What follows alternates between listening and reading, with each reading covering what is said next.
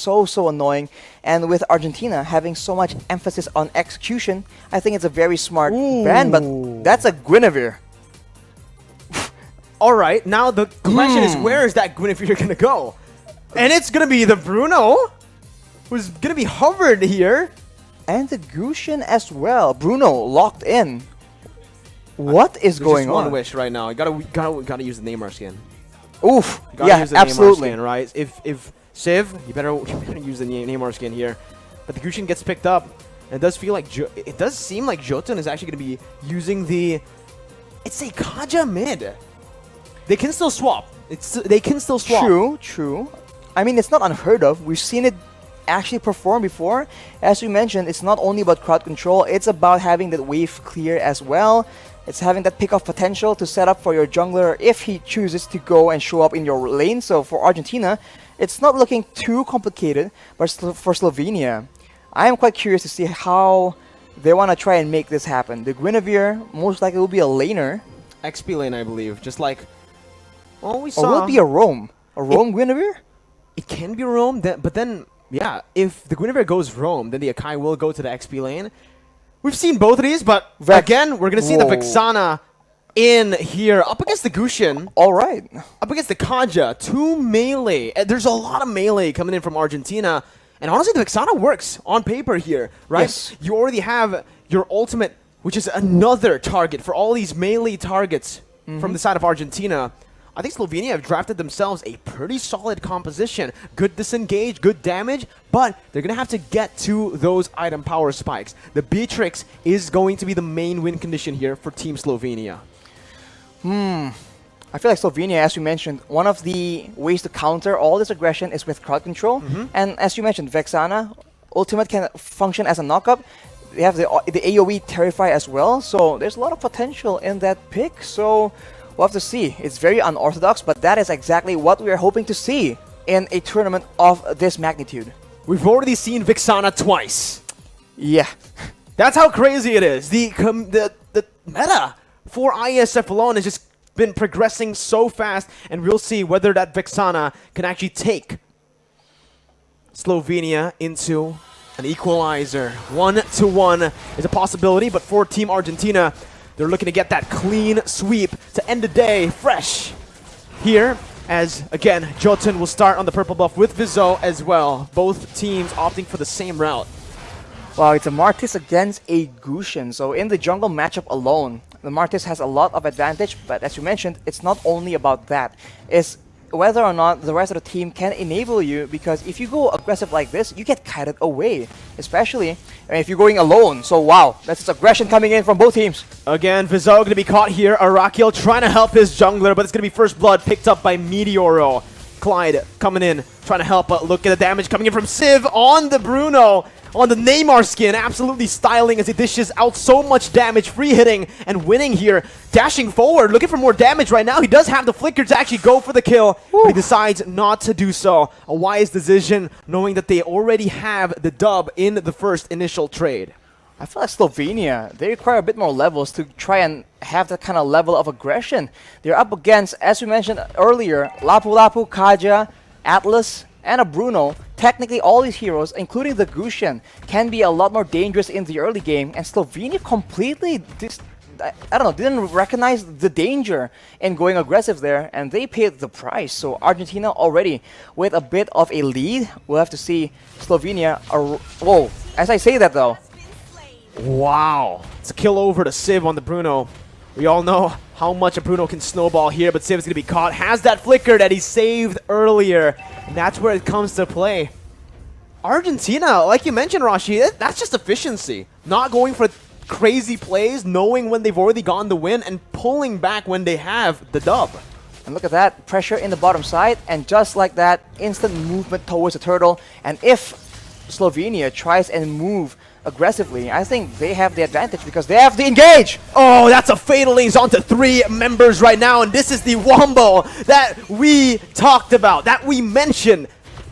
As early as this, Argentina have gone a 3,000 gold lead, getting a whole lot of gold from the shields as well. In the early game, it's 4-0. It feels even more one-sided than game 1 right now, but obviously We're going to take a look at the replay first before we go further. What an engage by Erwin. As we mentioned, Slovenia being very concerned about the pickoff potential, they crowd together and they get hit with an insane fatal links. So Erwin is the one looking for all these plays to happen, and if he gets a solid one getting 2 or 3 members, that is an easy follow-up coming in with Jotun on the Gushin as well as Papadog on the Lapu Lapu, but ooh, in the bottom side. Clyde just not having a good time. Yeah. Clyde is getting absolutely bullied. Civ... Okay, this is the good thing, actually, about the Bruno, right? You're very good at clearing up the waves here early on, but you can already see the Divine Judgment coming in. Jotun trying to jump in with that burst damage, but will not be able to find it. He jumps in under the turret, forcing a flicker and an Eternal Guard from Rimuru. A lot of resources burned out practically for nothing here, and it looks like Jotun just does not care. Jumps in under the turret knowing the Eternal Guard was used. There's no more CC that they can apply onto Jotun. And Civ is just racking up gold. It's another kill for Jotun. He is roaming across the map from bottom to top, collecting kills as he goes. What is going on here? Argentina with a completely different look. Now it's not just macro. Even if you just play defensively, they are taking the fight to Slovenia, and they are struggling to find an answer right now. Arakiel is on that Akai, but they don't have any damage to try and trade back in these very, very early game skirmish engages. And with the turtle spawning, Argentina will look to pressure Slovenia yet again. And this is a very difficult situation because of the tools available yet again to Argentina. It's tough. Look at the pressure for Argentina. Erwin, my goodness, jumps in again with the fatal links, but it's going to be cancelled out with a heavy spin. Now Vizal trying to do some damage control, but the damage comes in, and look at the stun onto 2 with the flicker as well. Bonnie going to be taken down. That's a retry steal from the side of Vizal, but it does not matter as it's a 2-for-1 trade, and they're definitely going to be able to look for some conversion on the board with Rimuru forced to recall at low HP. No, not Rimuru, my bad. It was actually Arakiel. And again, well, Rimuru's not going to be recalling. A stun comes in from Papadog, and that might just be that bottom side turret falling to the hands of Argentina. This is a replay from what happened earlier. As we mentioned, pressure for the turtle, and once your opponents, your prey comes in, flicker of fatal links, and the follow-up. It was initially disabled by the heavy spin, but overall, that is enough damage to ensure that Argentina have the fight in the bag. That's the Gushin, man. Very solid single target damage, but if everyone gets clumped up by the fatal links, he can very easily just decimate the whole team.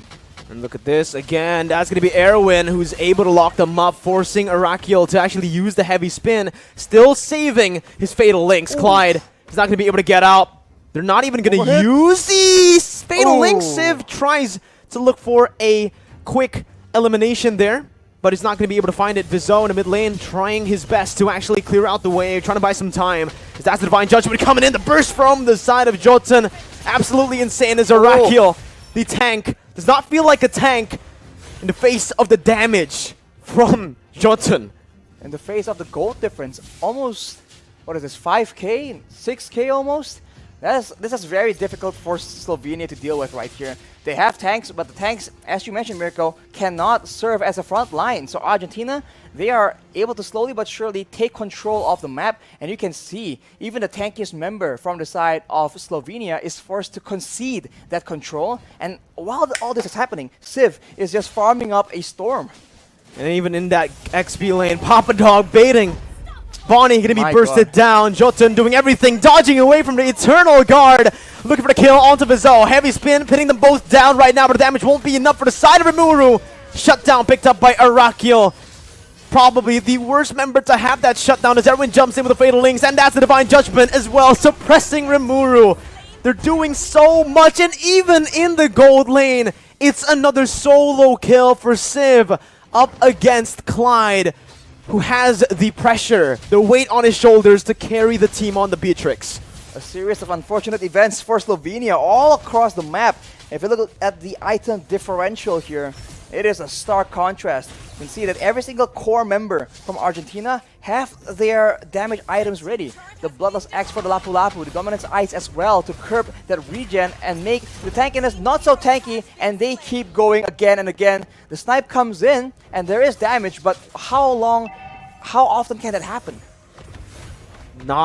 It's so hard, honestly, Arashi. Looking at it for Team Slovenia, I wanted to say their only way they can win this game is if they bank on just Clyde getting in. Oh my goodness, just barely dodging onto that one right now. The flicker comes through for Rimuru. Pops into Eternal Guard. That's the heavy spin as well by Arakiel. But with all those ultimates burnt out, it's looking like Argentina want to look for a re-engage. Oh my god! Jumps in with a Fatal Links, finds 3 members out of nowhere. And Meteoro picks up all the kills on the Kaja. A triple kill for him. And there is nothing that Slovenia have to respond back to that. Erwin was the only one caught. And he's the roamer. That's worth. Unreal, man. You can see that Jotun as well as Papadog, they have so much pressure available here, and they're able to corral the members of Slovenia to try and avoid getting picked off, getting shut down just like that. But once they do that, Erwin, every single time he goes for that flicker Fatal Links, it's been such value. It is unreal. The game plan for Argentina is absolutely solid, and from the looks of things, it might just be a matter of time. Argentina are so solid, right? They look at Commander Erwin and they go straight on, charging into the base. Whatever Erwin does, they follow. And right now it's working. Again, you can see the base turret passive have all been baited out. The Lord has spawned in. 9 minutes in, Argentina are looking for that Lord. Civ has actually cleared out that bottom side. And that means just Slovenia won't be able to contest this. Jotun can actually just solo it. They had used the Magic Sentry. They saw members of Argentina in the jungle, but even then, what can they do? Their only source of poke is going to be the snipes, but even then, afterwards, who do you send to open up vision to try and check out what kind of dangers are in the bush? Because if you make a mistake, you get completely annihilated. Arakiel trying to look for the play, but Divine Judgment was perfectly placed. Arakiel going to be taken down. Ball down by Civ there. He just got shot. Look at that damage, Arashi. That's a roamer. That's the tank. That's the man you want to soak in damage, and he gets melted down like that. And you can see that Slovenia is feeling the pressure. They're trying to make those desperate plays happen, but Argentina is just way too patient about it. And look at that yet again. Another engage happening. Bonnie going to be taken down as well. Still able to actually flicker out. Meteoro flickering forward to find the double. Clyde looking for the snipes. Getting it. Meteoro in the midst of it all going to be taken down. It's a shutdown by Clyde, but Civ is here to pick up the scraps. It's a 4-4-2 trade. Arakiel going to fall as well, as that's going to be a wipe out.